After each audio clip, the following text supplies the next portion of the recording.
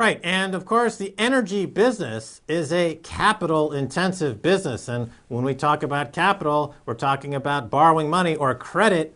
And in 2007, the world entered a period of peak credit. The world economy is still shrinking from the non availability of credit. So the money, even to go out and drill these projects, is becoming more and more expensive, just the money itself. And I wanted you to also comment on this idea that I've heard in a few different places, that part of the reason you have peak credit and peak oil is that these two are coterminous. In other words, what drove growth of the past 50 to 60 years or 100 years was the availability of credit. This gave a GDP boost. Then you had, which came first is the question, was peak credit or peak oil? Can you comment on this? Yes, I can, Max. In fact, this is another very important, complex issue. But in some ways, I think not going to be too difficult for people to understand. Just on an operational level, you're absolutely correct that the global oil industry relies on credit in order to go out and conduct risky exploration that's required to get the new barrel of oil. Now that operation becomes difficult itself in an era where credit is tighter and where the cost of exploration is higher. So your return on your exploration risk is lower in our current age of expensive oil. But from a broader standpoint, to your broader point about the connection between the economy and oil, what we're beginning to understand more clearly now is that money and credit and debt has been a system that functions well as long as there's enough cheap energy to drive industrial economies to create the kind of growth that is required to pay back the debt, to service the debt. And what the world appears to have run into now, Max, is a juncture where we created a mountain of debt that still needs to be paid back in the future, and yet we've hit a wall in energy supply. And that obviously means that it's going to be very difficult to get the kind of strong, steady growth that will be needed to pay back the debt. And of course, this gets into the issue of currencies and gold, which is, something that many people in the energy community are starting to address as well, because it's just as you say, it's all connected: debt, energy, currencies, and alternative currencies like gold and silver. Right. So oil, like a Bernie Madoff Ponzi scheme, relies on cheap oil finance with cheap credit to keep the pyramid of growth alive. But once you run out of Ponzi's at the bottom part of the pyramid, once that cheap credit is no longer available and people start to pay up for exploration, the entire growth facade crumbles. But I want to go back to the OECD and the IEA for a second.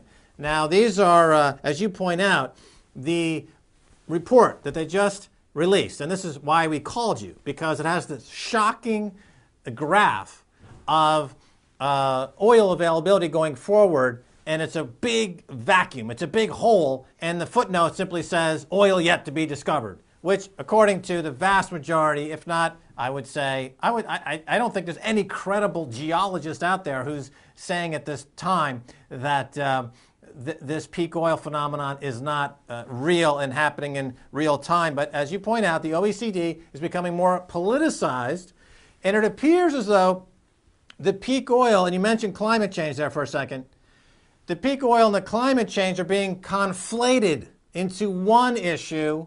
And then it seems like the peak oil deniers, if you will, are piggybacking on the established climate change deniers. And we know the climate change deniers are funded entirely by the oil industry, principally the Koch brothers and others. Is that a fair characterization, that the reason you have even any peak oil denial is that this conflation of climate change and peak oil? Yes, you will generally find that people who are hostile to the thesis of climate change are also equally hostile to the notion of limitations or limits that we're now reaching in global energy supply. I really am confused as to why the oil industry even bothers funding climate change denial science. I know that they probably think that that's in their interest or that they'll get some return on investment for that funding. I don't really see any evidence of that. It may be more of an indication that the oil industry, remains within its little walled garden and has a number of hobby horse views like this about the world. As we know, the global energy oil industry has not really invested too much in its own future. It itself has had a very Pollyannish view about global oil supply, even when the facts have contradicted that view. Right. Well, in the aggregate, the world has hit peak oil.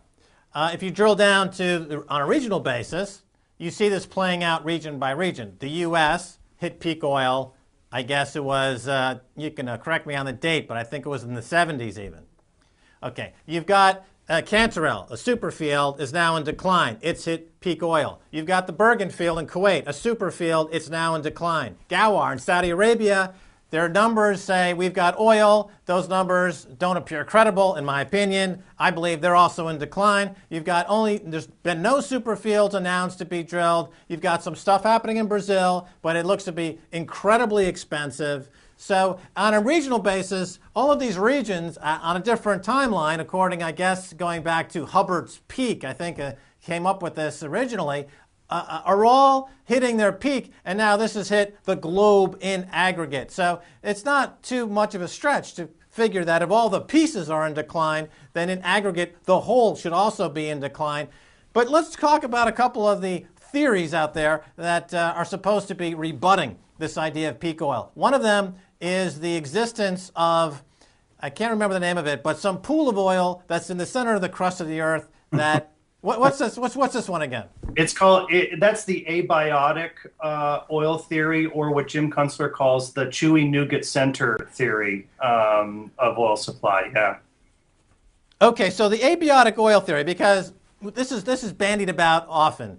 Tell us a little bit about this, just so we understand exactly what the deniers are, hanging their hat on. The abiotic oil theory holds that that oil is not something that exclusively was formed in porous rock over millions of years of crushing and compressing.